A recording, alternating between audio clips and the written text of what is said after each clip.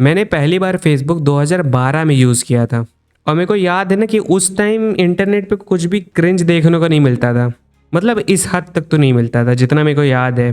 पर अभी देखोगे तो अभी ये कम्प्लीटली चेंज हो चुका है।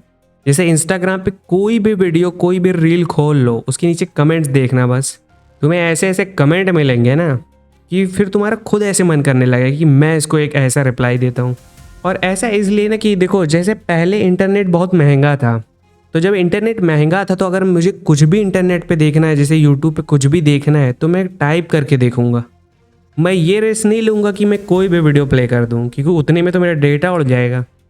पर जब इंटरनेट सस्ता हुआ, जब ये जियो आया, तो फिर बल्क पे हर सोशल प्लेटफॉर्म पे लोग आ गए। और वो लोग कुछ भी चीज़ सर्च करके नहीं देखते थे, क्योंकि बेसिकली उन्हें पता नहीं था कि देखना क्या है। बस सारी वीडियो प्ले करते रहो। और देखो इसमें प्रॉब्लम क्या है ना, जैसे टिकटॉक या इंस्टाग्राम है और यूट्यूब को भी कुछ हद तक ले लो, इसके एल्गोरिथम ऐसे लिखे जाते हैं ना कि अगर तुम कोई वीडियो को ज़्यादा देर तक देखते हो तो वही वीडियो ये आपको बार बार दिखाएगा, मतलब उसी टाइप का। अगर आप क्रिंज वीडियो देखते हो, क्योंकि मानो चाहे ना मानो कुछ हद तक क्रिंज तो सभी देखते हैं, क्योंकि ये बेसिक ह्यूमन साइकी के अंदर आता है, तो फिर तुम्हें ना वैसे ही वीडियो के रिकमेंडेशन आएंगे। पर क्या कंपनीज को ये बात नहीं पता थी कि दुनिया में किस तरह के लोग मेजॉरिटी में हैं?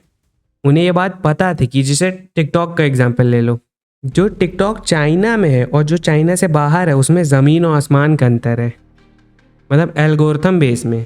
क्योंकि वहाँ का टिकटॉक ना कोई भी क्रिंज कंटेंट प्रमोट नहीं करता है।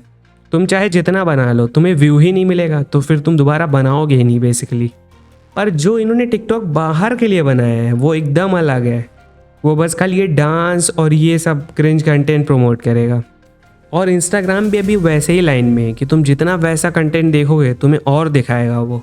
जो हमने बचपन से सीखा था कि मेहनत करो तो सक्सेस मिल जाएगी, ये अब ना पूरी तरह से सही नहीं है। या अगर सही है भी तो इससे आसान भी रास्ता है, और वो यही है कि ये ऐसे टाइप के वीडियोस बनाना या ऐसे टाइप की कॉमेडी करना। क्योंकि तुम अगर वैसी वीडियोस बनाओगे तो मेजॉरिटी में लोग वही देखेंगे, और इन सारे सोशल प्लेटफॉर्म का वही एल्गोरिथम भी है कि अगर ज़्यादा इंप्रेशन आएगा तो ज़्यादा रिकमेंडेशन जाएगी। तो इस तरह से ना पूरा एक इकोसिस्टम बना हुआ है अगर आप ध्यान से देखोगे तो। मतलब कुछ जैसे सीईओज हैं, जैसे मार्क जकरबर्ग, और वो टिकटॉक को जिसने भी बनाया है, ये लोग इतनी मेहनत करके सक्सेसफुल हुए हैं, फिर इन्होंने एक ऐसा प्लेटफॉर्म बना दिया है कि इस पर कोई भी वैसा वैसा बंदा सक्सेसफुल हो जाए। पर अब तुम कहोगे चॉइस तो हमारी है ना, हम तो अच्छा कंटेंट भी बना सकते हैं।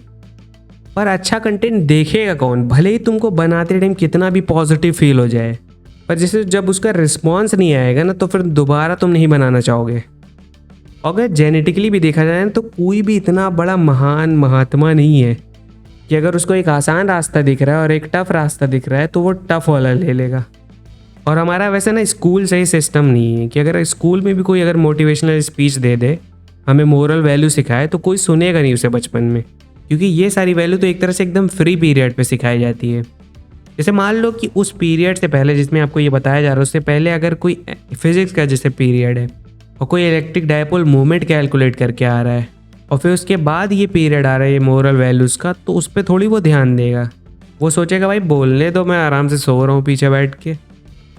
और ये सब बेसिकली ना बस पैसे कमाने के लिए हुआ। क्योंकि जैसे इंस्टाग्राम को देख लो, तो इंस्टाग्राम पहले उसका कुछ गोल था कि उसमें अच्छी अच्छी फ़ोटो खींच के डालो, वो फोटोग्राफी के लिए था।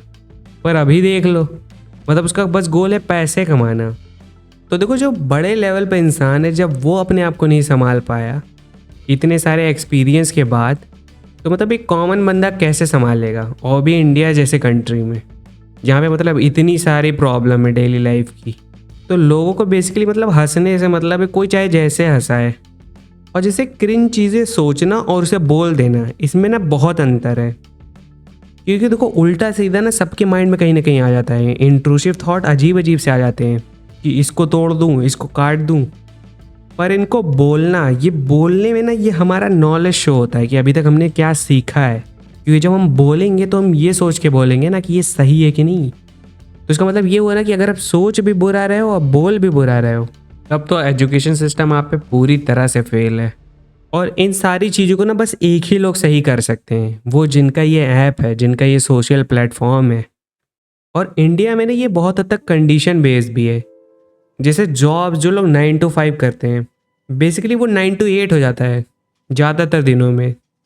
मतलब एक तरह से एक्सप्लॉयटेशन है। तो अगर कोई इतने टाइम तक काम करके फिर घर आएगा, तो वो इंटरनेट पे ये थोड़ी सर्च करेगा व्हाट इज़ सिंगुलैरिटी। वो तो यही कहेगा ना भाई चलो हंसाओ। और अगर ऐसे लोगों की कंडीशन बढ़ रही है, तो फिर से वैसे ही कंटेंट्स को इम्प्रेशन मिलेगा, जिससे एल्गोरिथम उन्हें और प्रमोट करेगा। तो अब देख रहे हो कैसे ये पूरा इकोसिस्टम है। मतलब बेसिकली कहे तो टाइम ही ऐसा है। और उसमें फिर एक बंदा आके बोल दे कि हफ्ते में 100 घंटे काम करो, तो जो हफ्ते में 100 घंटे काम करेगा भाई, उसको तो राइट मिलना चाहिए कि तुम चाहे जो देखो। तो यही था बेसिकली आज का वीडियो। अगर कोई सोल्यूशन है आपके माइंड में तो लिख देना कमेंट में।